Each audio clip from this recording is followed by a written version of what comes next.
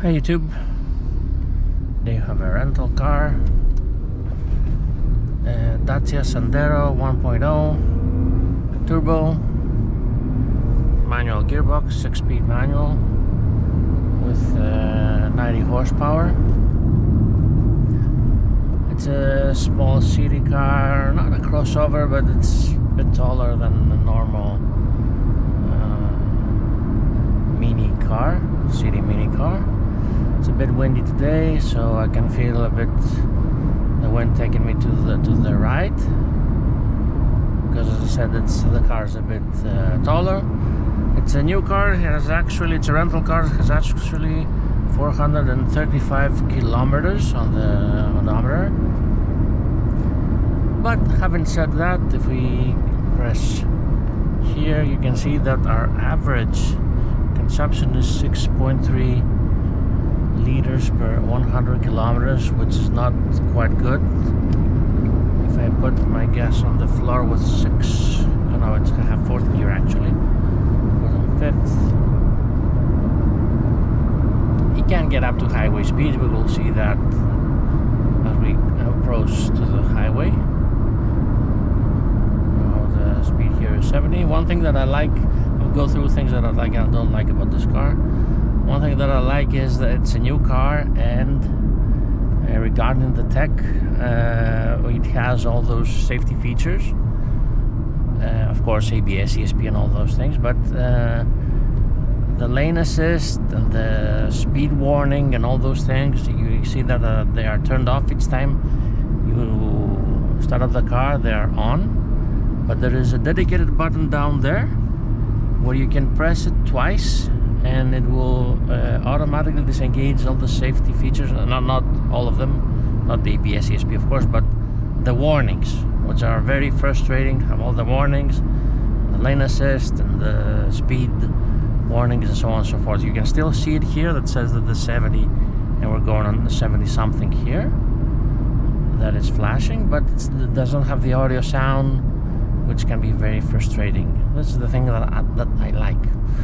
The thing that I don't like regarding the tech is the multimedia system. It is responsive, however, it has Bluetooth. However, if you want to connect your Android phone, I don't know what happens with iPhones, but if you want to connect your Android phone to display maps, at least in this version of the car, you need to have a cable in order to connect and see the maps. You can still see them, the phone is charging, but again, you need to have a dedicated USB cable. There is a Type-C cable down here, but it's only for charging. Well, it has 2 analog dials here, one for RPM and the other one is for speed. You can see the temperature is 23 degrees. It's getting a bit hot. Let's open a bit the AC.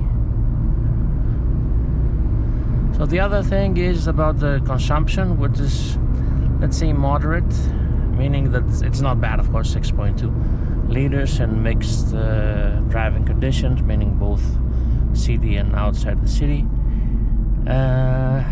It's bigger than the previous cars that I have reviewed, like the Aygo or Fiat Panda and this type of cars, but those cars had lower consumption.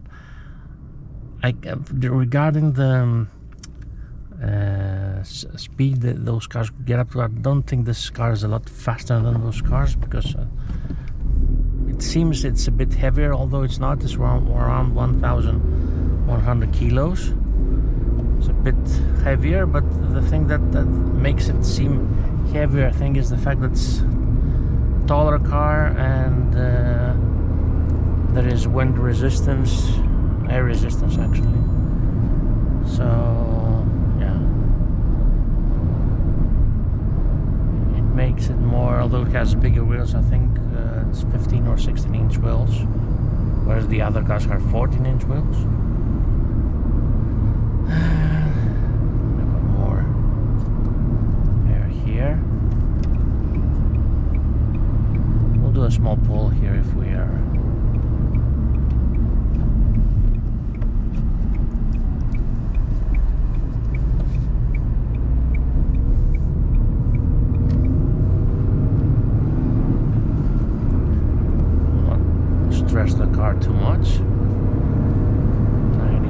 kilometers, and we're at the speed limit here. Now if I put 6th gear, I have my floor pressed to the floor, and you can see that we're struggling to get more speed. Again, we're at the low speeds of 100 kilometers. We're a bit above the 90 speed limit. But this car is more spacious than both a Fiat Panda and an Igo or a VW Up or that type of car. So it's a bigger car. It's more a bit more expensive, not too much more expensive from what I've checked. So you get more room space. Build quality is plastic, like in those cars as well. And compared to those cars, you also get, of course, you have a start-stop, though they have start-stop as well. If it was my car, I would not use start-stop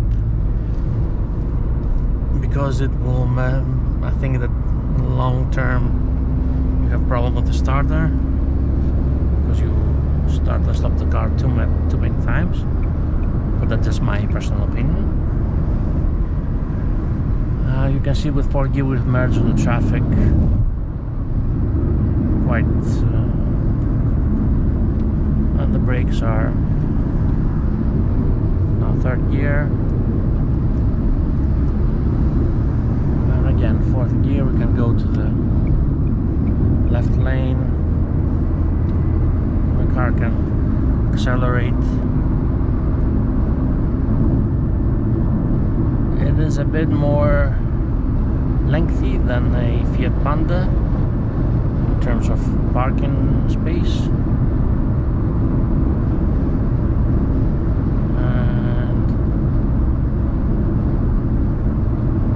Hear the road noise, the wind noise as well. Again, you can see the trees. It's a bit windy today, so maybe that's not very indicative.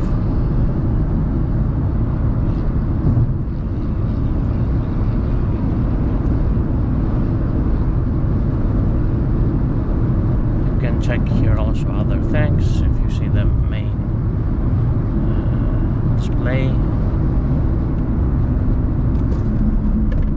Let's take the brakes now. Have stopped altogether. So good brakes. While I was checking the display, we slowed down to 20 kilometers because of the traffic. Again, the bad thing here is that we have a manual gearbox, and in traffic, start and stop, you have to move with the gears. Okay, now on a bit more twisty part. So you check a bit on the, if we get some space. Again, the suspension is medium, but you can see there's some body roll, but not too much. Again, the speeds are 30-40 kilometers. Fortunately, we have someone in front of us, so we cannot push the car too much. But again, the car turns at 50 kilometers in a very twisty and very small, narrow road. And again, still 6.3. We're in 3rd gear. Of course, the car has automatic windows for front and back,